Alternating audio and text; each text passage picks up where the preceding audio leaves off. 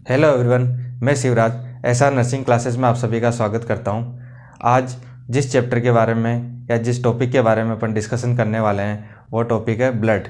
Blood से related आज अपन देखेंगे कि ब्लड के क्या फंक्शन होते हैं, ब्लड क्या के अंदर क्या क्या कंटेंट जो होते हैं प्रेजेंट होते हैं, उसके बारे में अपन आज डिस्कशन करने वाले हैं। एग्ज़ाम के अंदर भी ब्लड से रिलेटेड कई क्वेश्चंस पुटअप किए जाते हैं, तो इसमें अपन जो मेन जो पॉइंट्स होंगे जो एग्ज़ाम के अंदर पूछे जा सकते हैं उनके बारे में देखेंगे।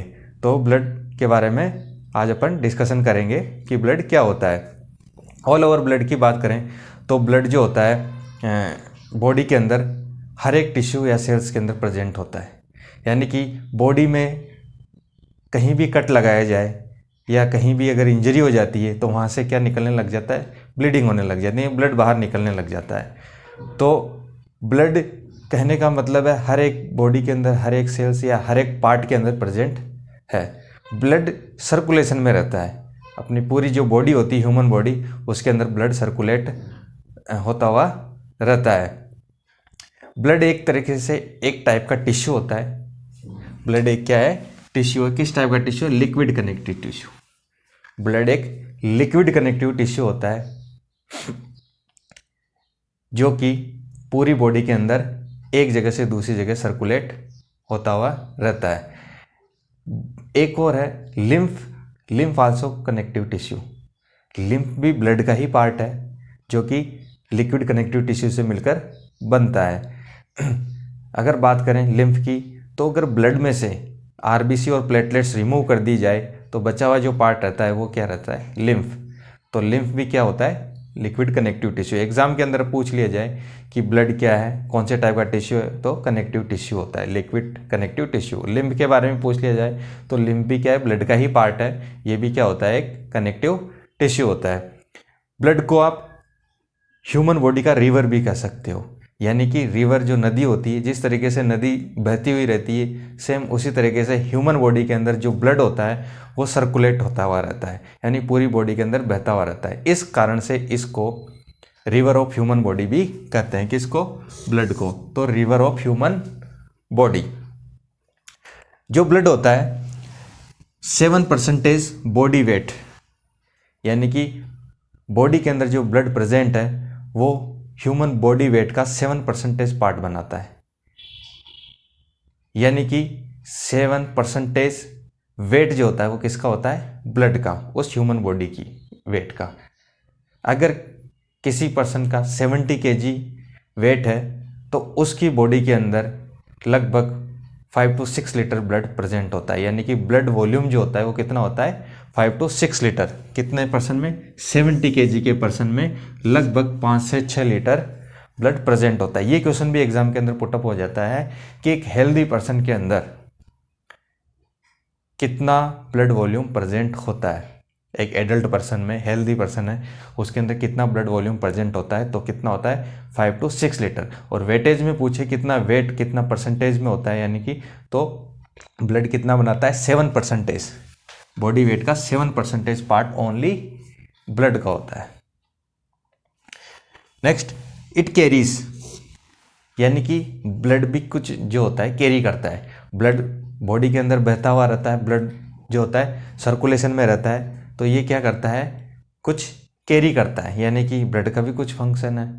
ये ब्लड सर्कुलेट होता है, एक जगह से दूसरी जगह जाता है, तो ये एक अपने साथ क्या क्या चीज़ें लेकर कैरी करता है, यानी क्या क्या प्रोडक्ट या जो सब्सटेंस है वो लेकर चलता है। तो ब्लड के कुछ फंक्शन है जो मेनली कुछ लिखे हैं मैंने। ब्लड के कई सारे जो होते हैं फंक्शन होते हैं, वो भी अपन कंटिन्यू डिस्कशन करते हुए चलेंगे। अभी ब्लड क्या कैरीज करता है? Oxygen from lungs to tissue या cells. It carries oxygen from lungs, और कहाँ ले जाता है? टू टिश्यू या सेल्स। यानी कि जो ऑक्सीजन होती है उसको लंग से टिश्यू या सेल तक पहुंचाने का काम करता है। कौन? ब्लड। किसको? ऑक्सीजन को। ऑक्सीजन को ये फॉर एग्जांपल ये मान लो लंग्स है, ये क्या है? ह्यूमन बॉडी के लंग्स है। लंग्स के अंदर जो O2 आती है, जैसे अपन इंस्पायरेशन एक्सपायरेशन करते हैं, रेस्पायरेशन मतलब सांस लेते हैं छोड़ते हैं, तो इंस्पायरेट करते हैं तब ऑक्सीजन अंदर जाती है और एक्सपायरेट करते हैं तो CO2 बाहर आती है। तो ऑक्सीजन जो होती है रेस्पिरेटरी ट्रैक के थ्रू होती हुई अंदर आती है और ये कहाँ पहुँच जाती है, O2 लंग्स में। फिर यहाँ से लंग्स में ये कहाँ चली जाती है, लंग्स से सेल के अंदर चली जाती है। ये क्या एक तरीके से सेल मान लो ये, तो इस सेल के अंदर ये पहुंच जाती है कौन, O2। तो ये यहाँ से यहाँ तक सेल तक, लंग से सेल तक पहुँचाने का काम कौन कर रहा है, ये एक कैपिलरीज है या ब्लड वेसल्स है जिसमें क्या होता है, ब्लड भरा हुआ रहता है। ब्लड बॉडी के अंदर सर्कुलेट होता है, बॉडी के अंदर अगर सर्कुलेट होता है ब्लड, तो वो किस में सर्कुलेट होता है, ब्लड वेसल्स में। ब्लड सर्कुलेट होता है बॉडी के अंदर किस में होता है, ब्लड वेसल्स में। ब्लड वेसल्स के अंदर क्या होता है, ब्लड पूरी बॉडी के अंदर सर्कुलेट होता है।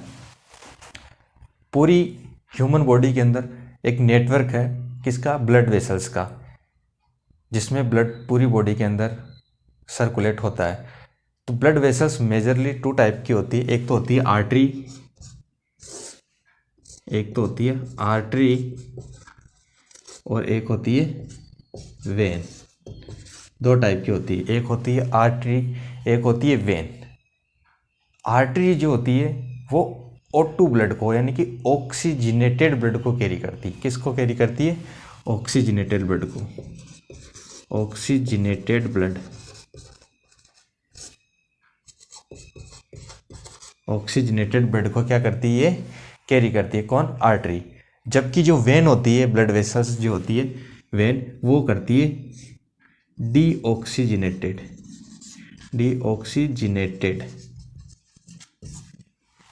यानी कि जो वेन होती है वो किस टाइप के ब्लड को कैरी करती है, डीऑक्सीजनेटेड ब्लड। डीऑक्सीजनेटेड ब्लड वो होता है जिसमें CO2 प्रेजेंट रहती है। तो आर्टरी और वेन 2 टाइप की जो होती है ब्लड वेसल्स होती है जिसमें ब्लड सर्कुलेट होता है पूरी बॉडी के अंदर। अगर आर्टरी है, आर्टरी की बात हो रही है, बॉडी के अंदर कोई भी आर्टरी है, तो उसमें किस टाइप का ब्लड है, ऑक्सीजनेटेड, यानी कि उस ब्लड के अंदर ऑक्सीजन प्रेजेंट है। और जब डीऑक्सीजनेटेड ब्लड की बात हो रही है, वेन की बात हो रही है, तो उस ब्लड के अंदर CO2 प्रेजेंट है, यानी कि वो ब्लड किस टाइप का है, वेन के अंदर डीऑक्सीजनेटेड ब्लड। तो ब्लड जो होता है इन ब्लड वेसल्स में क्या होता है, सर्कुलेट होता रहता है। तो ये ब्लड वेसल्स क्या करती है, ऑक्सीजन को लंग से कहाँ पहुँचा देती है, टिश्यू या सेल तक पहुंचाती है। सेल जो कि बेसिक यूनिट होती है, सेल से मिलकर ही टिश्यू बनते हैं, तो वहाँ तक ये क्या करती है, हर एक टिश्यू या सेल तक जहाँ पर सेल को फंक्शन करने होते हैं। बॉडी के अंदर जो बेसिक यूनिट है सेल ही है, फंक्शनल यूनिट भी होती है, स्ट्रक्चरल यूनिट भी होती है, और वहीं सारे बॉडी के फंक्शन जो होते हैं हर एक सेल के अंदर परफॉर्म किए जाते हैं। तो सेल को ऑक्सीजन की ज़रूरत होती है, तो वहाँ पर यानी कि जो भी न्यूट्रिएंट हुआ या जो भी गैसेज हुई वो लास्ट में कहाँ तक पहुँचेगी, बेसिक यूनिट जो सेल काम कर रही है, तो वहाँ तक ये जो होता है ये गैस पहुँच जाती है, यानी कि पहुँचाई जाती है किसके थ्रू, ब्लड के थ्रू। तो ब्लड क्या करता है, ऑक्सीजन को लंग से कहाँ पहुँचाता है, टिश्यू या सेल तक। यानी कि ये एरो का मतलब है कि लंग से कहाँ लेके चला जाता है, टू टिश्यू या सेल तक। उसके बाद CO2 from tissue to lungs, opposite हो जाता है। ऑक्सीजन जाएगी ब्लड के थ्रू सेल में और फिर वापस से सेल के अंदर क्या बनेगा, CO2, और वो ब्लड के थ्रू होता हुआ कहाँ जाएगा, लंग्स के अंदर। ठीक है, तो ये जो कार्बन डाइऑक्साइड है CO2 वो कहाँ से आएगी, टिश्यू या सेल से, और कहाँ पहुँचा दी जाएगी, लंग्स में। यानी कि यहाँ पे ये ब्लड के थ्रू ऑक्सीजन तो यहाँ पे आई सेल में, और फिर ये क्या होगा, एक और जो अब क्या निकलेगी, CO2 कौन लेके आएगी, वेन। तो ये तो एक तरीके से आप आर्टरी मान लो फॉर एग्जांपल, और ये एक तरीके से वेन मान लो। तो सेल क्या होती है, सेल में जब CO2 यहाँ पे बनती है तो CO2 सेल से होती हुई इस वेन के थ्रू होती हुई कहाँ जाएगी, वापस लंग्स में, और इसी रूट के थ्रू CO2 वापस बाहर आउट कर दी जाएगी। तो अपन जब सांस लेते हैं तो क्या होता है, O2 इनहेल करते हैं, और जब छोड़ते हैं यानी कि एक्सपायरेशन करते हैं तो उसमें CO2 आउट होती है। तो ऑल ओवर कहने का मतलब है कि ये ऑक्सीजन और CO2 O2 और CO2 को क्या करती है, कैरी करती है। कौन, ब्लड वेसल्स, जिसके अंदर ब्लड वेसल्स में क्या है, ब्लड, यानी ब्लड के साथ ही ये जाता हो, सेल्स के तरफ जाता है। ठीक है, तो अगर ब्लड के अंदर O2 प्रेजेंट है तो वो किस में सर्कुलेट होता है, आर्टरी वेसल्स के अंदर। आर्टरी क्या करती है, ऑक्सीजनेट ब्लड को कैरी करती है, जबकि जो वेन होती है वो किस ब्लड को कैरी करती है, डीऑक्सीजनेटेड ब्लड को कैरी करती है, जो कि सेल से कहाँ पहुँच जाता है, लंग्स में, और वहाँ से बाहर आउट कर दिया जाता है एक्सपायरेशन के थ्रू।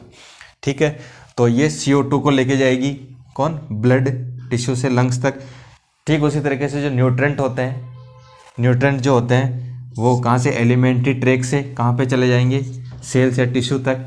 ठीक है, डाइजेस्टिव ट्रैक से ब्लड के थ्रू वो कहाँ पहुँच जाएंगे, कोई भी टिश्यू या सेल जहाँ पे फंक्शन होते हैं, टिश्यू सेल्स को न्यूट्रेंट्स की ज़रूरत होती है तो वहाँ तक पहुँचा दिए जाते हैं। ठीक है, किसके थ्रू गए, ब्लड के थ्रू। तो ब्लड न्यूट्रेंट भी कैरी करता है, और उसके बाद जो सेल वेस्ट बनते हैं, सेल जब फंक्शन करती है कुछ वेस्ट भी बनते हैं, तो उन वेस्ट को वापस से एक्सक्रीटरी ऑर्गन तक कौन लेके आएगा, एक्सक्रीटरी ऑर्गन तक ये ब्लड ही लेके आता है। एक्सक्रीटरी ऑर्गन जैसे कि किडनी हो गया, जैसे यूरिया, यूरिक एसिड्स वगैरह हो गए, ये क्या होते हैं, बाहर एक्सक्रीट किए जाते हैं, वेस्ट है, तो ये क्या होगा, एक्सक्रीटरी ऑर्गन तक कौन पहुंचा देगा इनको, सेल से एक्सक्रीटरी ऑर्गन तक ब्लड ही पहुंचाएगा, और वहाँ से बाहर जैसे किडनी के थ्रू, यूरिन के थ्रू वो वेस्ट प्रोडक्ट जो होते हैं आउट कर दिए जाते हैं ना। तो इस तरीके से न्यूट्रिएंट को कैरी करता है। हॉर्मोन्स को कैरी करता है ब्लड। हॉर्मोन जो एंडोक्राइन ग्लैंड जो होती है, एंडोक्राइन जो ग्लैंड होती है वो क्या करती है, हार्मोन सीक्रेट करती है ब्लड के अंदर, और वहाँ जहाँ पर भी उन हार्मोन का फंक्शन करना होता है, जहाँ टारगेट टिश्यू होती है, जो ग्लैंड होती है जहाँ पर उन हार्मोन का फंक्शन होना होता है, वहाँ तक पहुँच जाता है, किसके थ्रू, ब्लड के थ्रू। तो ये हार्मोन्स कैरी करती है कौन, ब्लड। प्रोटेक्टिव सब्सटेंसेस, एंटीबॉडी को कैरी करता है, यानी कि एंटीबॉडी भी एक जगह से दूसरी जगह पहुँचाता है। एंटीबॉडी, जिसे कुछ इन्फेक्शन हो जाता है बॉडी के अंदर, कहीं इंजरी हो गई, वहाँ इन्फेक्शन हो गया, तो उस इन्फेक्शन को कम करने के लिए क्या करता है, एंटीबॉडी की ज़रूरत होती है। यानी कि एंटीबॉडी बॉडी के अंदर होते हैं, बनते हैं, जो क्या करते हैं, इस किसी भी इन्फेक्शन को कम करने का काम करते हैं। तो एंटीबॉडी को भी कैरी करता है ब्लड, कहाँ पे ले जाके जाएगा, जहाँ पर भी इन्फेक्शन है वहाँ पहुँचा दिया जाता है उसको, जिससे वो इन्फेक्शन खत्म हो जाए। तो एक तरीके से क्या है, प्रोटेक्टिव सब्सटेंस, जो बॉडी को प्रोटेक्ट करता है, किससे, इन्फेक्शन से या किसी भी डिजीज से। तो एंटीबॉडीज को कैरी करता है। क्लॉटिंग फैक्टर जो होते हैं उनको कैरी करता है ब्लड, और जहाँ पर वे ब्लीडिंग हो रही होती है, क्लॉटिंग फैक्टर का क्या काम होता है, क्लॉट बनाना, रक्त का थक्का बनाना बोले तो क्लॉट बनाने का काम होता है। तो जहाँ पे ब्लीडिंग हो रही होती है वहाँ पर पहुँच जाता है, कहाँ, जहाँ पे ब्लीडिंग हुई है उस साइड पर क्लॉटिंग फैक्टर पहुँच जाएंगे, और वहाँ रक्त का थक्का बन जाएगा, यानी क्लॉटिंग में हो जाएगी, जिससे ब्लीडिंग रुक जाएगी।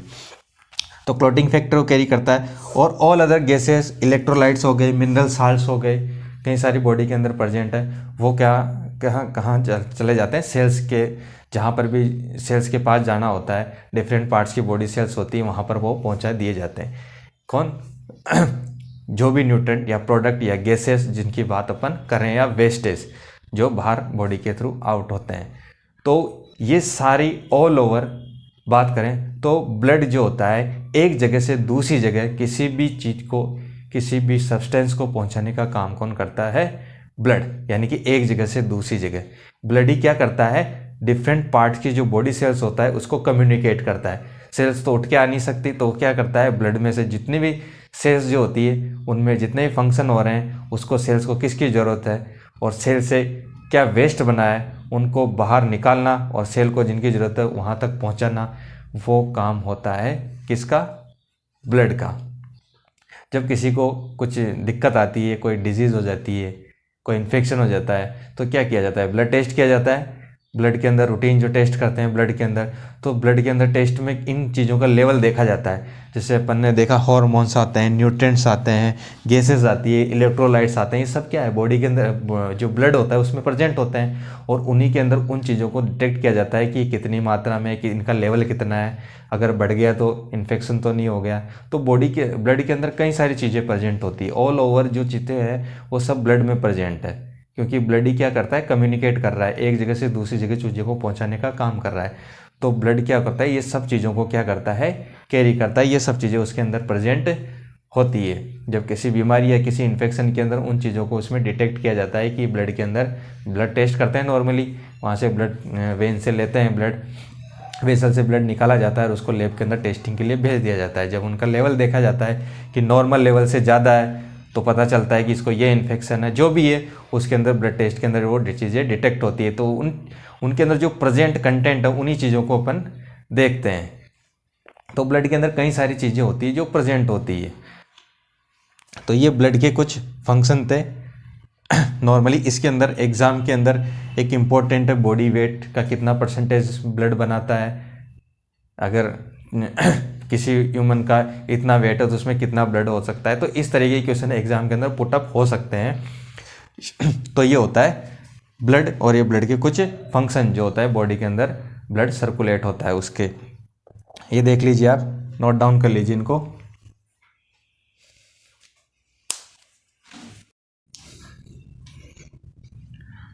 नेक्स्ट देखते हैं।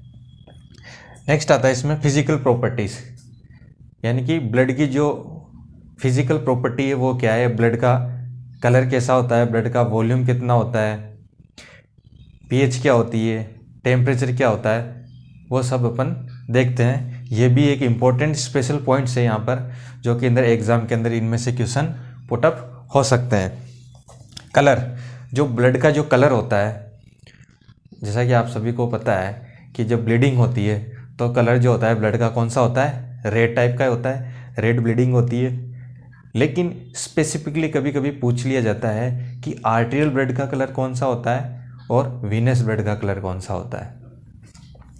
तो नॉर्मली जो कलर होता है ब्लड का वो कौन सा होता है, रेड कलर। अगर उसमें स्पेसिफिकली पूछ लिया जाए कि आर्टेरियल ब्लड जो होता है उसमें किस टाइप का कलर होता है, जो आर्टरी के अंदर जो सर्कुलेट होता है ब्लड, जैसे कि मैंने बताया आर्टरी के अंदर कौन सा ब्लड सर्कुलेट होता है, ऑक्सीजनेटेड ब्लड, जो कि सेल्स तक पहुंचता है। ठीक है, तो उसके अंदर ऑक्सीजनेटेड ब्लड है तो वो किस टाइप का कलर होता है उसके अंदर, scarlet, scarlet red. Arterial blood का कलर होता है स्कारलेट रेड। इसको आप ब्राइट रेड भी बोल सकते हो। ब्राइट रेड, कहीं जगह ब्राइट रेड भी लिखा होता है। तो स्कारलेट रेड या ब्राइट रेड किसका, आर्टेरियल ब्लड का कलर। इसी तरीके से वीनस ब्लड का जो कलर होता है वो होता है पर्पल रेड। कौन सा कलर होता है, पर्पल रेड। एग्जाम के अंदर क्वेश्चन अगर पुटअप हो जाता है कि वीनस ब्लड जो होता है उसका कलर किस टाइप का है, तो वो होता है पर्पल रेड, या कभी कभी डार्क रेड भी लिखा जाता है उसके अंदर। तो ये उसका वीनस ब्लड का कलर माना जाता है। ठीक है, तो वीनस ब्लड का और बात करें तो कौन सा, अगर ये उसके अंदर है तो कौन सा कलर होगा, पर्पल रेड। अगर उसके अंदर ऑप्शन आता है पर्पल रेड तो पर्पल रेड उसका जो होता है वीनस ब्लड का जो होता है वो कलर होता है। उसके बाद आता है नेक्स्ट वॉल्यूम, यानी कि ब्लड का वॉल्यूम कितना होता है। जैसा कि मैंने बताया कि एडल्ट पर्सन होता है, एडल्ट मेल पर्सन है, उसके अंदर जो ब्लड वॉल्यूम होता है वो कितना होता है, लगभग एक हेल्दी पर्सन में 5 to 6 लीटर, यानी कि बॉडी का, मैंने अभी पीछे पढ़ा अभी अपन ने कि 5 से 6 लीटर, यानी कि 7% बॉडी वेट होता है उस ह्यूमन की बॉडी का। तो अगर हेल्दी पर्सन की बात करें तो उसके अंदर ब्लड वॉल्यूम जो होता है मेल पर्सन के अंदर होता है वो होता है 5 से 6 लीटर। और फीमेल पर्सन की बात करें, कोई फीमेल है तो उसके अंदर जो होगा 4 से 5 लीटर, यानी कि 1 लीटर डाउन हो जाता है। फीमेल के अंदर ब्लड वॉल्यूम थोड़ा कम होता है। तो मेल के अंदर 5 से 6 लीटर और फीमेल के अंदर 4 से 5 लीटर ब्लड वॉल्यूम होता है। और न्यू बॉर्न की बात करें कि न्यू बॉर्न के अंदर जो होता है ब्लड वॉल्यूम कितना होता है, तो कितना होता है 80 ml पर kg।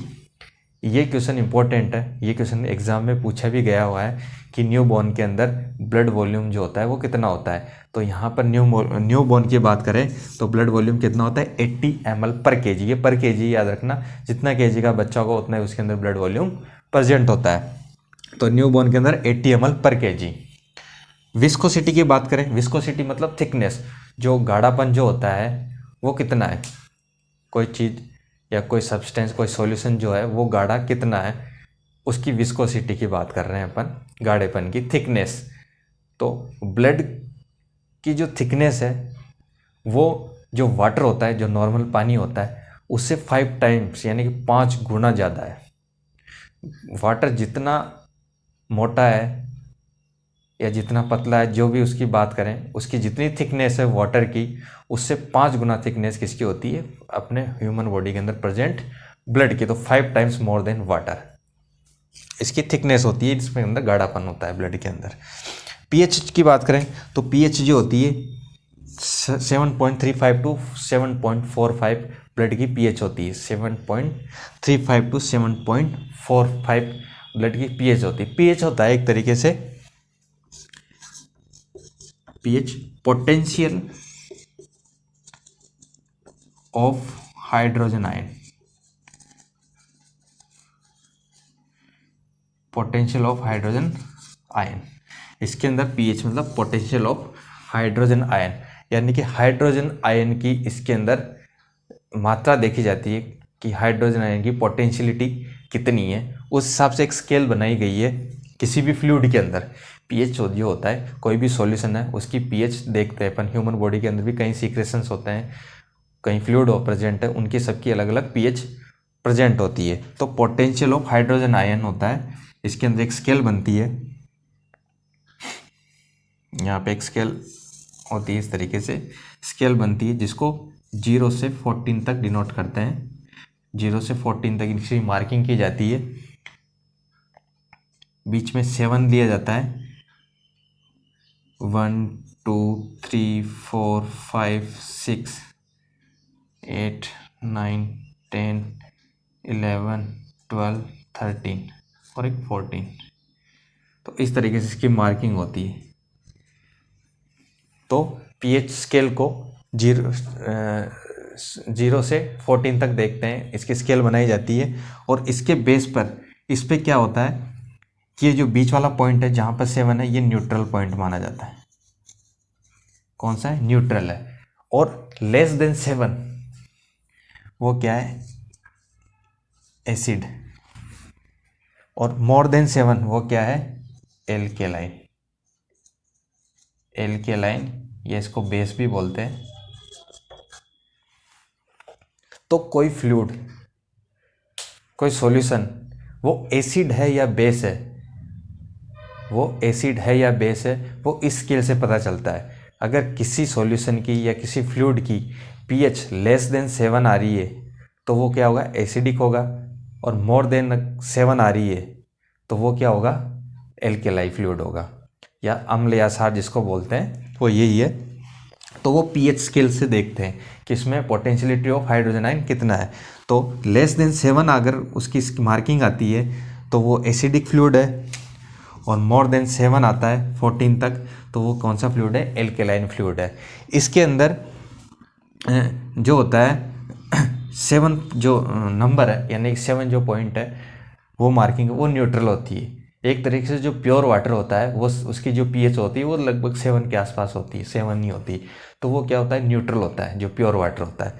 तो इसी तरीके से जब पीएच अपन ने ब्लड की पीएच देख रहे हैं तो ब्लड की पीएच देख इस पे स्केल पे रखते हैं तो कितनी कौन सी होती है? 7.35 टू 7.45, यानी कि मोर देन 7 है तो ये इसी रेंज तक आएगा, 7.35 टू 7.45। तो ये क्या होगा? 7 से 8 के बीच में, यानी कि 7 के जस्ट आगे की जो स्केल के अंदर है और 8 से पहले ही है, तो इसकी पीएच क्या होगी? मोर देन 7 है। वैसे तो न्यूट्रल ही मानी जाती है, लेकिन अगर बात करें मोर देन 7 है तो इसको स्लाइटली एल्केलाइन बोल सकते हैं। क्या बोल सकते हैं? स्लाइटली बहुत हल्का है ये, स्लाइटली एल्केलाइन। तो जो ब्लड की जो पीएच होती है स्लाइटली एल्केलाइन होती है ना, क्योंकि मोर देन 7 है। तो पीएच कितनी होती है?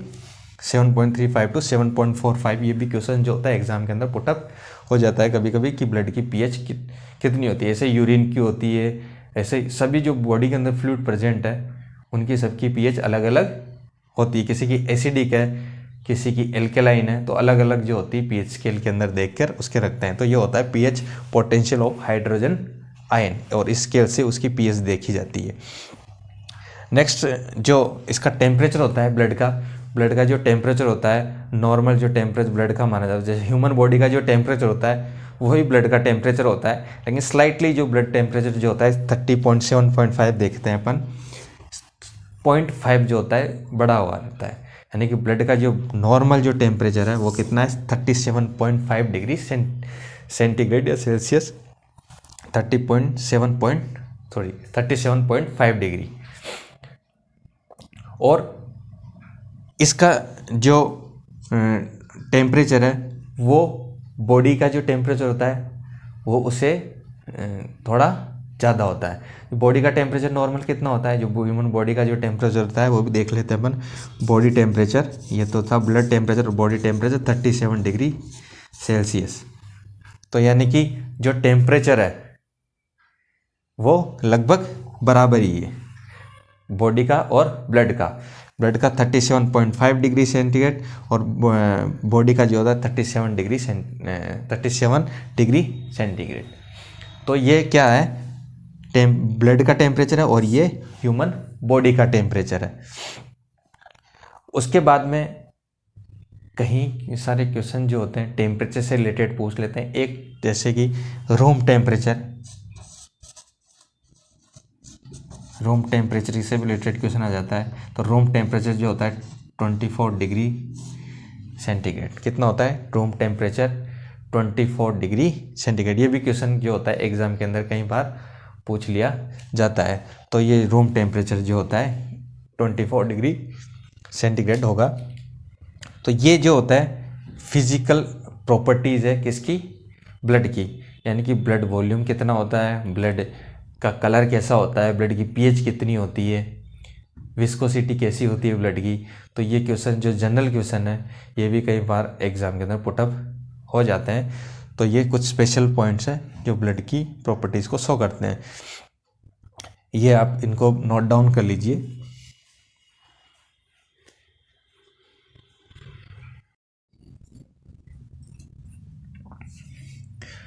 नेक्स्ट देखते हैं कंपोजिशन ऑफ ब्लड, कि ब्लड का क्या कंपोजिशन है, ब्लड के अंदर कौन कौन से कंटेंट जो होते हैं प्रेजेंट होते हैं, ब्लड किन चीज़ों से मिलकर या किन कंटेंट से मिलकर बना हुआ होता है। तो कंपोजिशन ऑफ ब्लड के बारे में बात करते हैं। ब्लड का जो कंपोजिशन होता है, ब्लड के अंदर मेनली दो चीज़ें होती है। जो ब्लड होता है उसके अंदर मेनली दो चीज़ें प्रेजेंट होती है। एक तो होता है प्लाज्मा, सेकंड एक होती है सेल्स। यानी कि ब्लड को दो भागों में बांट दिया। ब्लड के अंदर दो चीज़ें मिली इसमें, एक तो मिली प्लाज्मा और एक है सेल्स।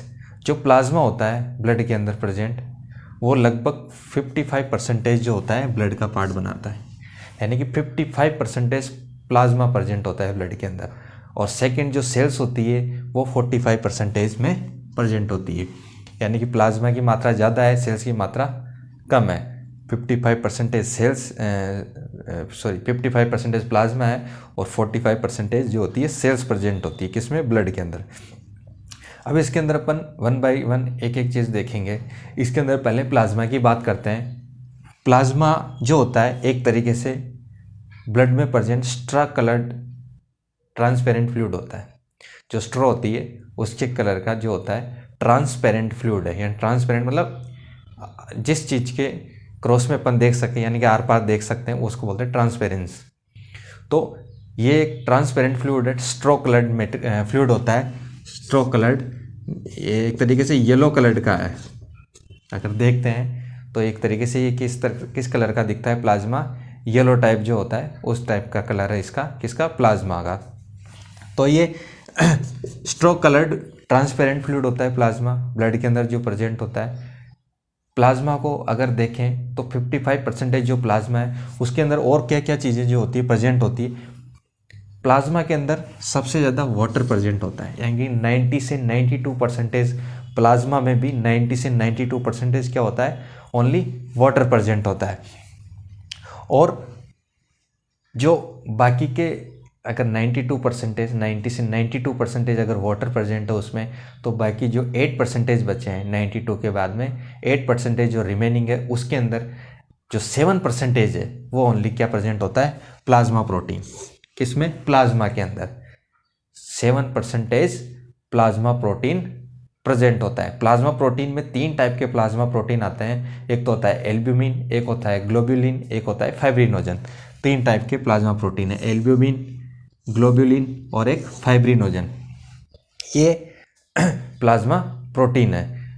उसके बाद जो बचा 1% 92, 7% में प्लाज्मा प्रोटीन हो गए। उसके बाद 1% बचता है, उसके अंदर अदर्स कुछ जो मॉलिक्यूल्स होते हैं, अंदर कंटेंट प्रेजेंट होते हैं, जिसमें सभी चीज़ें आ जाती है, जैसे इनऑर्गेनिक मिनरल साल्ट्स वगैरह है, आयन्स है, sodium ion, potassium ion, nutrients है, जो डाइजेशन, अपन जो भी फूड डाइजेस्ट करते हैं उससे जो न्यूट्रिएंट्स मिलते हैं, तो वो जो न्यूट्रिएंट्स है वो प्रेजेंट होते हैं।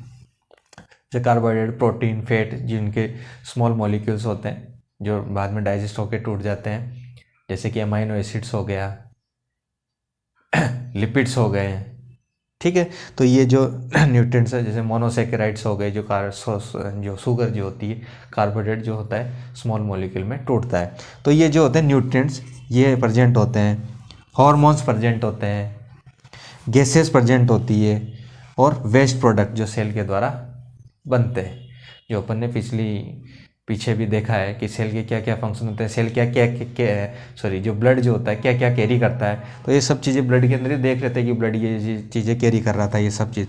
तो ये क्या है, ये अदर्स के अंदर आ जाते हैं, जो कि ब्लड के अंदर 1% मात्रा में प्रेजेंट होते हैं। यानी कि ब्लड के अंदर कंपोजिशन की बात करें तो प्लाज्मा, ब्लड दो भागों में ब्लड को डिवाइड किया, यानी कि ब्लड के अंदर दो चीज़ें प्रेजेंट है, मेनली प्लाज्मा और सेल्स। प्लाज्मा 55% प्रेजेंट है और सेल्स 45% प्रेजेंट है। जो 55% प्लाज्मा है, प्लाज्मा एक तरीके से स्ट्रॉ कलर ट्रांसपेरेंट फ्लूइड होता है। इसके अंदर प्लाज्मा प्रोटीन जो होते हैं, जो प्लाज्मा प्रोटीन है वो 7% में, और अदर्स जो होता है वो 1% में। तो ये 8% ही हो गए, और बचा कुचा जो 92% है लगभग, उसमें क्या है, वाटर है। तो यही मैंने इधर बताया है कि प्लाज्मा 55%, उसके अंदर प्लाज्मा में भी बात करते हैं तो वाटर 92%, सबसे ज़्यादा वाटर होता है। फिर उसके बाद रिमेनिंग जो 8% है उसमें 7% प्लाज्मा प्रोटीन होती है। प्लाज्मा प्रोटीन 3 टाइप की होती है, एल्ब्यूमिन, ग्लोबुलिन और फाइब्रिनोजन। उसके बाद में जो अदर्स एक में है, जिसमें मिनरल साल्ट्स आ जाते हैं, आयन्स आ जाते हैं, न्यूट्रिएंट्स आ जाते हैं, गैसेज आ जाती है, और अदर जो वेस्ट होते हैं सेल के वो आ जाते हैं, हॉर्मोन्स आ जाते हैं। तो ये सब चीज़ें किस में होती है, प्रेजेंट प्लाज्मा के अंदर। ये नोट डाउन कर लीजिए आप। फिर नेक्स्ट देखते हैं इससे आगे।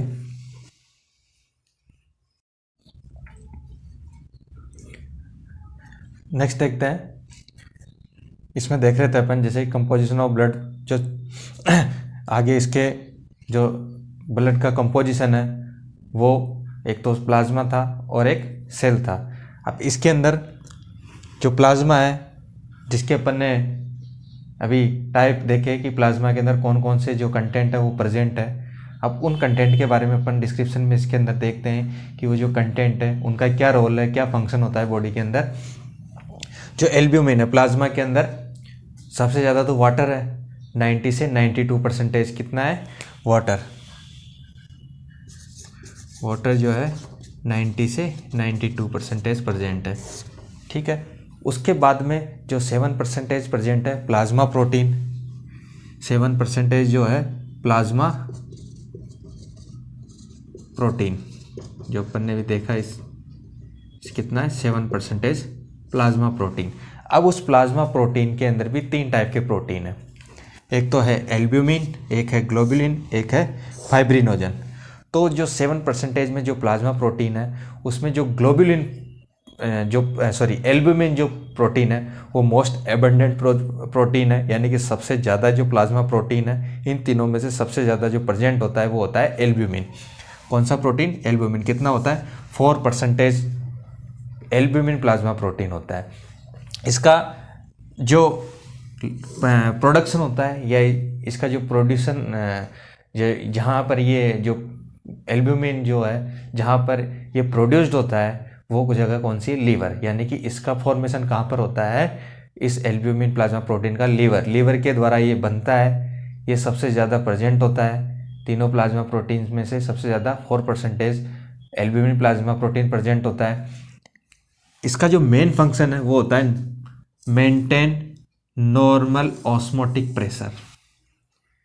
जो plasma protein, albumin plasma protein की बात कर रहे हैं, इसका जो मेन फंक्शन है वो है मेंटेन नॉर्मल ऑस्मोटिक प्रेशर। अब ऑस्मोटिक प्रेशर क्या होता है, बॉडी के अंदर जो वेसल्स होती है, अब देख लो, सबसे पहले तो आप देखिए कि नॉर्मल ऑस्मोटिक प्रेशर को मेंटेन करता है ये, यानी कि नॉर्मल ऑस्मोटिक प्रेशर, तो नॉर्मल जो ऑस्मोटिक प्रेशर कितना होता है वो होता है 55 mmHg, 55 क्या 25 mmHg। जो ऑस्मोटिक प्रेशर है वो कितना होता है नॉर्मल 25 mmHg। ब्लड वेसल्स के अंदर नॉर्मल ऑस्मोटिक प्रेशर 25 mmHg होता है। उसको ये, इस लेवल को ये एल्ब्यूमिन प्लाज्मा प्रोटीन क्या करता है, मेंटेन रखता है।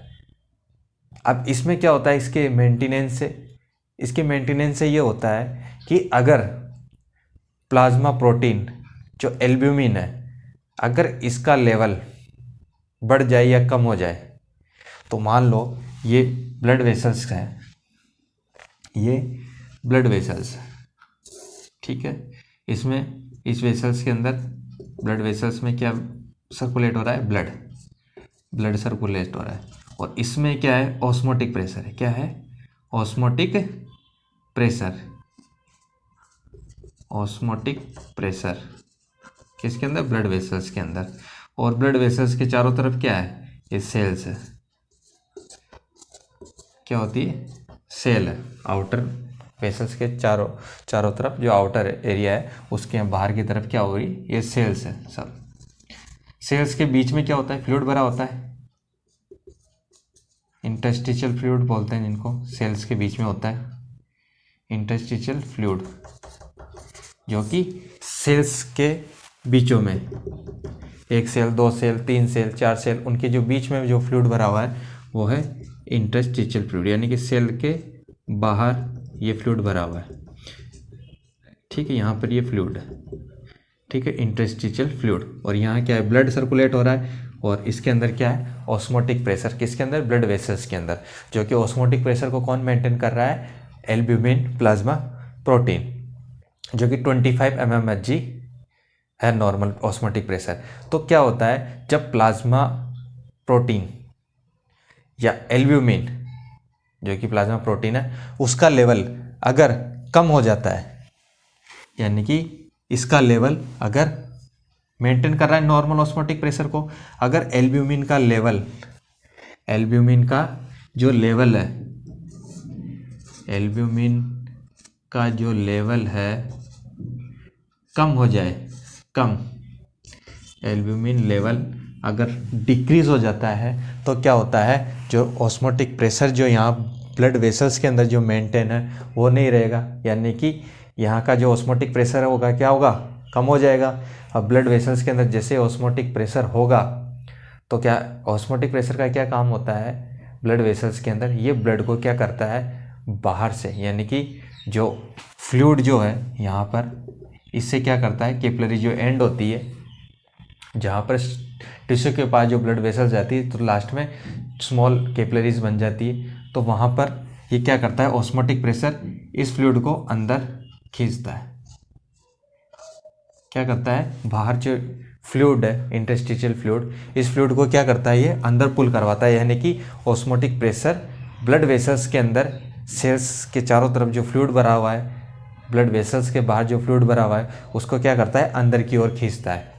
क्या करता है, अंदर की ओर खींचता है इस फ्लूइड को, कौन, ऑस्मोटिक प्रेशर। अगर ऑस्मोटिक प्रेशर मेंटेन नहीं रहे नॉर्मल से, यानी कि एल्ब्यूमिन का अगर लेवल कम हो जाए, तो क्या होगा, ऑस्मोटिक प्रेशर यहाँ पे डाउन हो जाएगा, और ऑस्मोटिक प्रेशर कम हो जाएगा, तो ये फ्लूइड जो यहाँ से अंदर की ओर जा रहा था, कहाँ पे, ब्लड वेसल्स के अंदर, वो अंदर की ओर नहीं मूव हो पाएगा, और ये क्या होगा, यहाँ पर ही भरा रहेगा, फ्लूइड क्या होगा, अंदर नहीं जाएगा, और जो ब्लड वेसल्स है उसके अंदर फ्लूइड की कमी होने लग जाएगी, और फ्लूइड क्या होगा, चारों तरफ भी भरा रहेगा, जिससे क्या होगा, एडिमा, यानी कि वहाँ पर वो वेसल्स में नहीं जा पाएगा, और उसी टिश्यू या उसी एरिया के अंदर वो फ्लूइड इकट्ठा होता रहेगा, जिससे स्वेलिंग होने लग जाएगी। तो अगर एल्ब्यूमिन का लेवल कम हो जाता है किसी कंडीशन में, तो क्या होता है, उस कंडीशन में एडिमा जैसी कंडीशन डेवलप होने लग जाती है। तो ये ऑस्मोटिक प्रेशर को मेंटेन करने के लिए, उस सर्कुलेशन के अंदर फ्लूइड को मेंटेन करने के लिए जरूरी होता है। तो ये क्या होता है, एल्ब्यूमिन, किसका काम होता है, एल्ब्यूमिन का काम होता है। तो ऑस्मोटिक प्रेशर कोई क्या करता है, एल्ब्यूमिन जो होता है मेंटेन करता है। तो एल्ब्यूमिन लेवल जैसे ही डिक्रीज होगा तो क्या होगा, ऑस्मोटिक प्रेशर भी कम हो जाएगा, ऑस्मोटिक प्रेशर भी डाउन हो जाएगा, और डाउन होगा तो फ्लूइड जो होगा जा नहीं पाएगा, जिसके कारण से क्या होगा, एडिमा जैसी कंडीशन डेवलप हो जाएगी। मूव नहीं होगा, किसमें, ब्लड वेसल्स के अंदर फ्लूइड जो होगा वो मूव नहीं हो पाएगा, यानी पुल नहीं होगा, जिसके कारण से एडिमा की कंडीशन जो होती है डेवलप होने लग जाती है। उसके बाद में ये एक्ट करता है as a carrier molecule for lipid and steroid hormone, यानी कि एल्ब्यूमिन एक तो प्लाज्मा प्रोटीन, जो एल्ब्यूमिन है वो एक तो प्लाज्मा ऑस्मोटिक प्रेशर को मेंटेन रखता है, और सेकंड ये कैरियर मॉलिक्यूल की तरह भी कार्य करता है, यानी कि फंक्शन करता है, यानी कि लिपिड और जो स्टेरॉयड हार्मोन है उनके मॉलिक्यूल्स को भी लेकर जाता है सेल्स तक। ठीक है, तो ये इसके एल्ब्यूमिन के फंक्शन थे। उसके बाद आता है सेकंड ग्लोबुलिन। ग्लोबुलिन जो होता है एल्ब्यूमिन के बाद में सेकंड नंबर पे ग्लोबुलिन जो होता है सबसे ज़्यादा प्रेजेंट कंटेंट है या प्लाज्मा प्रोटीन है, जो कि 2.4 होता है, 2.4% प्लाज्मा प्रोटीन ग्लोबुलिन प्रेजेंट होता है। जो ग्लोबुलिन होता है मोस्टली तो लीवर में फॉर्म होता है, किस में बनता है, मोस्टली लीवर में। प्लाज्मा प्रोटीन जो होते हैं लीवर में ही बनते हैं, एल्ब्यूमिन भी लीवर में बनता है, और जो ग्लोबुलिन होता है वो भी लीवर में ही प्रोडक्शन होता है, इसका लीवर में ही बनता है ये। और जो बचा कुचा इसके अंदर कुछ पार्ट है ग्लोबुलिन का, वो कुछ जो होता है लिम्फोइड टिश्यू के द्वारा बनता है, किसके द्वारा, लिम्फोइड टिश्यू के द्वारा बनता है, जो लिम्फोसाइट्स होती है उनके द्वारा बनाया जाता है। कौन, ग्लोबुलिन। जो कुछ बचा हुआ, अभी देखते हैं कुछ बचा हुआ कौन सा पार्ट है जो लिम्फोइड टिश्यू के द्वारा बनाया जाता है। मोस्टली तो ये ग्लोबुलिन जो होता है लीवर के द्वारा ही बनता है, एल्ब्यूमिन भी लीवर के द्वारा फॉर्मेशन होता है, ग्लोबुलिन का भी मोस्टली जो पार्ट है वो लीवर के द्वारा फॉर्मेशन होता है। उसके बाद में ग्लोबुलिन जो होता है 3 टाइप का होता है, एल्फा, बीटा और गामा। ग्लोबुलिन को अगेन 3 टाइप में डिवाइड किया गया है, 3 टाइप में देखते हैं इसको, एल्फा, बीटा और गामा, 1, 2 और 3। जो एल्फा जो और बीटा जो ग्लोबुलिन है वो किससे फॉर्म्ड होता है, लीवर से, लीवर के द्वारा बनता है, और हेल्प करता है किसके, न्यूट्रिएंट के ट्रांसपोर्टेशन में। जो न्यूट्रिएंट्स मॉलिक्यूल्स है उनको ट्रांसपोर्ट करता है, कौन, एल्फा और बीटा ग्लोबुलिन। उन मॉलिक्यूल्स को किसके, न्यूट्रिएंट्स के मॉलिक्यूल्स को कैरी करके ये ले जाता है एक जगह से दूसरी जगह। और जो तीसरा है जो कि इम्पोर्टेंट है, गामा। एल्फा बीटा लीवर के द्वारा फॉर्मेशन होता है, जबकि जो गामा ग्लोबुलिन है उसका जो फॉर्मेशन होता है वो लिम्फोसाइट्स के द्वारा होता है। किसके द्वारा होता है, लिम्फोसाइट्स के द्वारा होता है, प्रोड्यूस्ड बाय लिम्फोसाइट्स। लिम्फोसाइट्स में जो प्लाज्मा सेल्स होती है उनके द्वारा ये बनता है, कौन, गामा ग्लोबुलिन्स। ये लीवर में इसका फॉर्मेशन नहीं होता है, जब इसलिए यहाँ पे लिखा है कि कुछ जो बचा पार्ट है मोस्टली तो लीवर में बन जाता है, और बचा जो पार्ट है वो लिम्फोइड टिश्यू के द्वारा बनता है। तो जो गामा ग्लोबुलिन है वो प्रोड्यूस्ड होता है लिम्फोसाइट सेल्स के द्वारा। लिम्फोसाइट जो होती है, ल्यूकोसाइट जो सेल है WBC उसी का पार्ट होता है, उसके द्वारा ये प्रोड्यूस्ड होती है। इसको also called as immunoglobulin. Gamma globulin को इम्यूनोग्लोबुलिन भी बोला जाता है। जो इम्यूनोग्लोबुलिन को अपन डिनोट करते हैं IG से, शॉर्ट में अगर IG लिखे तो ये है इम्यूनोग्लोबुलिन। इसको एंटीबॉडी भी बोलते हैं, इसको एंटीबॉडी भी कहा जाता है। जो गामा ग्लोबुलिन है वो जो फंक्शन करती है, उसका जो फंक्शन होता है वो क्या होता है, डिफेंस या प्रोटेक्शन। गामा ग्लोबुलिन को ही क्या बोल रहे हैं, इम्यूनोग्लोबुलिन। और एंटीबॉडी, इम्यूनोग्लोबुलिन क्या होती है, एंटीबॉडी होती है। और एंटीबॉडी अभी अपन ने पढ़ा था पीछे फंक्शन में, एंटीबॉडी क्या करती है, इन्फेक्शन की जगह जो ब्लड जो होता है एंटीबॉडी को लेके जाता है। तो एंटीबॉडी का क्या काम है, इन्फेक्शन को कम करना, कोई बीमारी या कोई डिजीज हो जाती है उसके अगेंस्ट लड़ना, तो ये डिफेंस का काम करती है, कौन, एंटीबॉडी या इम्यूनोग्लोबुलिन। तो ये क्या करेगी, डिफेंस या प्रोटेक्शन, किसी भी इन्फेक्शन से, किसी भी बीमारी से बॉडी को प्रोटेक्शन प्रोवाइड कराती है, यानी कि अपनी जो बॉडी की जो खुद की जो इम्यूनिटी होती है वो इम्यूनोग्लोबिन की वजह से होती है, या एंटीबॉडी की वजह से बॉडी की खुद की इम्यूनिटी होती है, जो कि किसी भी डिजीज़ या किसी भी इन्फेक्शन से लड़ने में हेल्प करता है। तो इसका जो फंक्शन होगा, जाहिर सी बात है एंटीबॉडी है तो क्या होगा, डिफेंस या प्रोटेक्शन, बीमारियों से या इन्फेक्शन से बॉडी को प्रोटेक्शन प्रोवाइड कराना। किसका? गामा ग्लोबुलिन्स का। गामा ग्लोबुलिन्स को इम्यूनोग्लोबिन्स बोल रहे हैं, एंटीबॉडी बोल रहे हैं। तो जो इम्यूनोग्लोबिन्स होते हैं 5 टाइप के होते हैं। इसमें से भी इम्पोर्टेंट है, एग्जाम के अंदर क्वेश्चन पुटअप हो जाता है, एंटीबॉडी बहुत इंपॉर्टेंट है। इसके अंदर 5 टाइप के इम्यूनोग्लोबिन देखते हैं अपन, IgG, IgA, IgM, IgE और IgD। IgG, IgA, IgM, IgE, IgD, इसको इम्यूनोग्लोबिन G कह सकते हो, immunoglobulin A, immunoglobulin M, immunoglobulin E और इम्यूनोग्लोबिन D। याद करने के लिए आप ये ट्रिक रख सकते हो, gamed, GAMED, immunoglobulin G, immunoglobulin A, immunoglobulin M, immunoglobulin E, immunoglobulin D। तो गेम्ड ये एक सीक्वेंस से याद करने का तरीका है। गेम बोलोगे तो वो सीक्वेंस से आ जाएगा कि कौन कौन सा जो है इसका सीक्वेंस है, कौन कौन से जो होते हैं इम्यूनोग्लोबिन प्रेजेंट होते हैं। तो 5 टाइप के जो होते हैं इम्यूनोग्लोबिन होते हैं। तो ये इम्यूनोग्लोबिन अपन अभी देखते हैं, इसमें से भी क्वेश्चन जो होता है एग्जाम के अंदर पुटअप हो सकता है क्योंकि इंपॉर्टेंट है इम्यूनोग्लोबिन। तो अभी इसके बारे में देखते हैं कि 1 बाय 1 एक एक इम्यूनोग्लोबिन जो होता है वो कितना इसका जो होते क्वांटिटी होती है, क्या इसके फंक्शन होते हैं, वो भी नेक्स्ट देखते हैं अपन। उससे पहले देख लेते हैं एक बार फाइब्रिनोजन। फाइब्रिनोजन तीसरा टाइप का प्लाज्मा प्रोटीन है जो कि 0.6 सबसे कम मात्रा में जो प्लाज्मा प्रोटीन है वो फाइब्रिनोजन प्रेजेंट होता है। 0.6 जो होती है इसकी परसेंटेज मात्रा होती है। ये लीवर के द्वारा बनता है ये भी, और इसेंशियल है फॉर ब्लड क्लोटिंग या ब्लड कोएगुलेशन।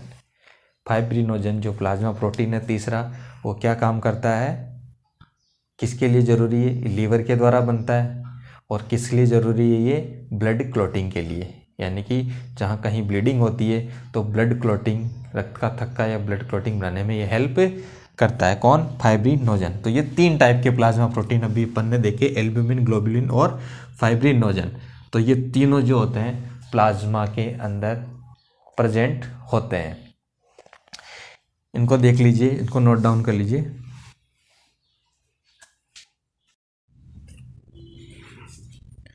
देखते हैं नेक्स्ट, जो इसमें इम्यूनोग्लोबिन के बारे में जो डिस्कशन कर रहे थे अपन, प्लाज्मा प्रोटीन देख लिए, मैंने बताया था इम्यूनोग्लोबिन जो होता है गामा ग्लोबुलिन, उसके 5 टाइप है इम्यूनोग्लोबिन के, IgG, IgA, IgM, IgE और IgD। तो ये क्या इनके फंक्शन होते हैं इन इम्यूनोग्लोबिन के, ये एग्ज़ाम में के अंदर इनमें से क्वेश्चन पुटअप हो जाते हैं। तो 1 बाय 1 देखते हैं। इसमें जो मेनली जो है इम्यूनोग्लोबिन जो IgG है वो 75% रहता है। सबसे मैक्सिमम जो प्रेजेंट है वो कौन है, IgG 75% प्रेजेंट होता है बॉडी में। ये मेजर सीरम इम्यूनोग्लोबिन है, यानी कि सबसे ज़्यादा प्रेजेंट कौन है, IgG। ये ऐसा इम्यूनोग्लोबिन है जो कि प्लासेंटा को क्रॉस कर सकता है, only cross to placenta IgG। ये एग्ज़ाम के अंदर ये क्वेश्चन भी इम्पोर्टेंट बनता है कि जो इम्यूनोग्लोबिन जो कि प्लासेंटा को क्रॉस कर सकता है वह है ओनली IgG। IgG मतलब प्लासेंटा को क्रॉस करने का मतलब है कि मदर से ये बच्चे में ट्रांसफ़र हो जाता है, यानी कि प्लासेंटा को ये क्रॉस कर सकता है। Appears late but persist longer, ये लेट डिटेक्ट होता है, लेट आता है बॉडी के अंदर, लेट एपियर होता है, लेकिन लॉन्ग टाइम तक प्रेजेंट रहता है। अगर किसी को क्रोनिक इलनेस है, लंबी बीमारी है, तो उसके अंदर उस बीमारी के अगेंस्ट जो काम करेगा वो कौन सा इम्यूनोग्लोबिन होगा, कौन सा एंटीबॉडी होगा, IgG। ये लेट आएगा थोड़ा, लेकिन ये लॉन्ग टाइम तक प्रेजेंट रहता है, तो उस बीमारी से लड़ने में ये मदद करता है। तो क्रोनिक इलनेस में होता है, ठीक है। तो ये IgG है। तो इसका यहाँ जो मेन है, ओनली प्लासेंटा को क्रॉस करने वाला कौन है, IgG इम्यूनोग्लोबिन, और सबसे मैक्सिमम ये होता है 75% IgG मेजर इम्यूनोग्लोबिन है। सेकंड आता है IgA जो कि 10 to 13% होता है, सेकंड मेजर इम्यूनोग्लोबिन है। इसका जो मेन जो फंक्शन होता है या जो इसका जो मेन फॉर्म होती है वो 2 फॉर्म होती है। कौन सी, एक तो सीरम इम्यूनोग्लोबिन, सीरम में तो प्रेजेंट होता ही है ये, और सेकंड सेक्रेटरी इम्यूनोग्लोबिन है। ये भी एक इम्पोर्टेंट क्वेश्चन है जो कि एग्जाम के अंदर पूछ सकते हैं कि ऐसा कौन सा इम्यूनोग्लोबिन है जो सीक्रेशन में प्रेजेंट रहता है, या उसका पर्टिकुलर नाम भी पूछ सकते हैं। सेलाइवा के अंदर, टीयर्स के अंदर, इनमें कौन सा जो है इम्यूनोग्लोबिन प्रेजेंट होगा। तो इनमें कौन सा इम्यूनोग्लोबिन प्रेजेंट होता है, IgA।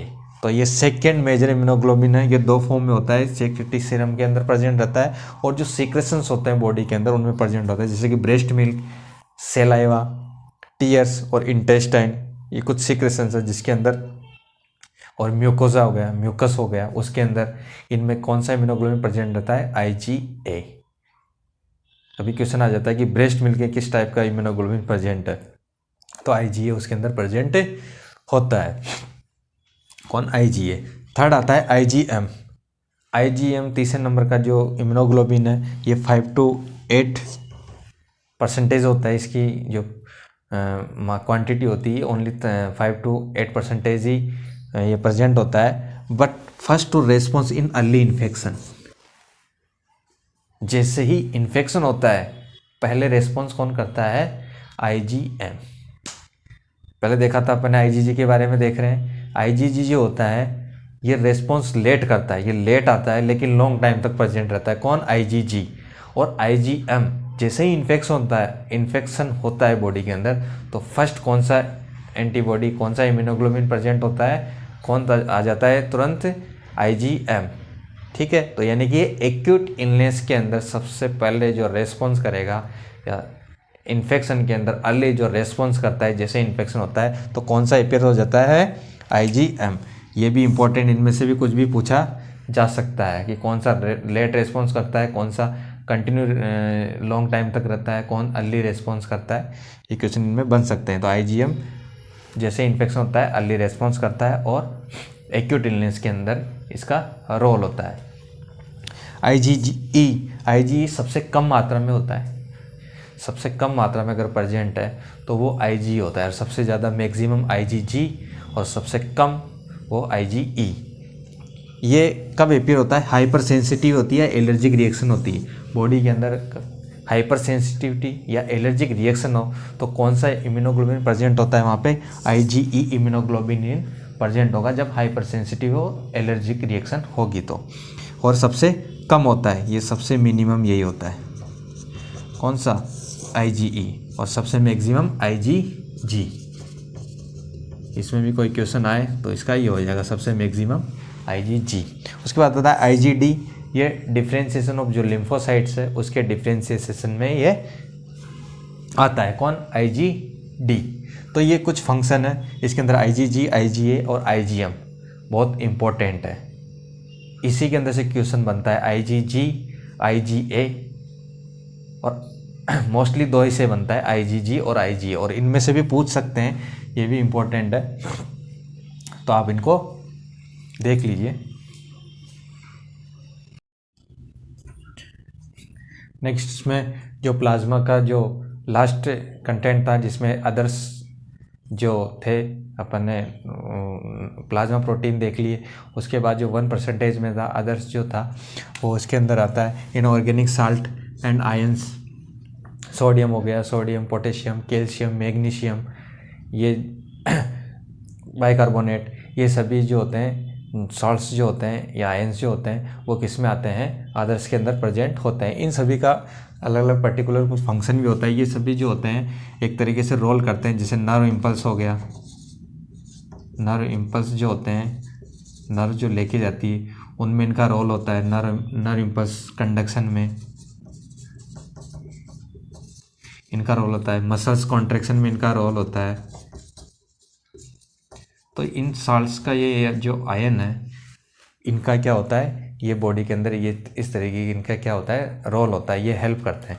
तो ये अदर्स के अंदर इसमें प्रेजेंट होते हैं।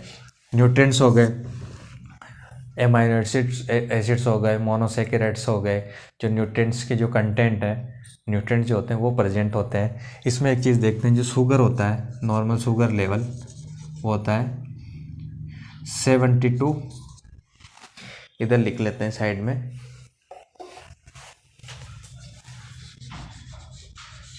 नॉर्मल जो शुगर लेवल होता है वो होता है 72 110 mg/dl। ये ब्लड के अंदर शुगर लेवल होता है। ये ब्लड लेवल जब RBS check, random blood sugar जब चेक की जाती है तो इतना आना चाहिए, इतना है तो नॉर्मल है, इससे कम है तो शुगर लेवल डाउन हो जाता है, यानी कि हाइपोग्लाइसीमिया जिसको बोलते हैं, ग्लूकोज लेवल कम हो जाता है। तो इससे ज़्यादा भी नहीं होना चाहिए, इससे कम भी नहीं होना चाहिए। नॉर्मल बॉडी के अंदर जो शुगर लेवल है वो 72 110 mg/dl होता है। तो न्यूट्रिएंट्स प्रेजेंट होते हैं। वेस्ट प्रोडक्ट जैसे कि यूरिया हो गया, यूरिक एसिड हो गया, क्रिएटिनाइन हो गया, ठीक है, ये किस में प्रेजेंट रहते हैं, वेस्ट प्रोडक्ट के अंदर आते हैं, जो सेल्स के द्वारा किए जाते हैं। प्रोटीन मेटाबॉलिज्म के प्रोडक्ट है, जो कि एक तरीके से वेस्ट होते हैं, ब्लड इनको एक्सक्रीटिव ऑर्गन तक पहुंचाता है और वहाँ से ये एक्सक्रीट कर देता है, जैसे किडनी तक पहुंचाएगा, किडनी यूरिन के थ्रू इनको एक्सक्रीट कर देगी। तो वेस्ट प्रोडक्ट प्रेजेंट रहते हैं। हार्मोन्स होते हैं जो कि एंडोक्राइन ग्लैंड द्वारा सीक्रेट किए जाते हैं, हार्मोन्स, ठीक है, एंडोक्राइन ग्लैंड हार्मोन सीक्रेट करती है और ये क्या होता है, ब्लड के अंदर इनके टारगेट टिश्यू तक पहुंच जाते हैं ब्लड के थ्रू। हार्मोन्स रहते हैं, गैसेस रहती है, ऑक्सीजन हो गया, CO2 हो गया, नाइट्रोजन हो गया, ये सब क्या होती है, ये गैसेस जो होती है वो ब्लड के अंदर प्रेजेंट रहती है। तो 1% के अंदर ये कुछ कंटेंट जो होते हैं ये आते हैं, ये ब्लड के अंदर प्रेजेंट होते हैं। तो इस तरीके से जो प्लाज्मा के जो कंटेंट अपन ने पढ़े हैं, उसमें प्लाज्मा जो प्रोटीन है वो इम्पोर्टेंट कंटेंट है। जो प्लाज्मा प्रोटीन जो होता है, एल्ब्यूमिन, ग्लोबुलिन, फाइब्रिनोजन, उनमें से क्वेश्चन जो होते हैं एग्जाम के अंदर पुटअप किए जा सकते हैं। तो ये ऑल ओवर अपन ने फर्स्ट जो कंपोजिशन था प्लाज्मा का, उसमें प्लाज्मा जो पार्ट था उसको अपन ने आज कंप्लीट किया है। उसके बाद नेक्स्ट देखेंगे सेल्स के बारे में, जो सेकंड पार्ट है ब्लड कंपोजिशन का, वो सेल नेक्स्ट क्लास के अंदर उसके बारे में अपन डिस्कशन करेंगे। तो ये सब आप नोट कर लीजिए, इनको बहुत इम्पोर्टेंट है, इसके अंदर एग्ज़ाम के अंदर भी क्वेश्चन पुटअप हो सकते हैं। Okay, thank you.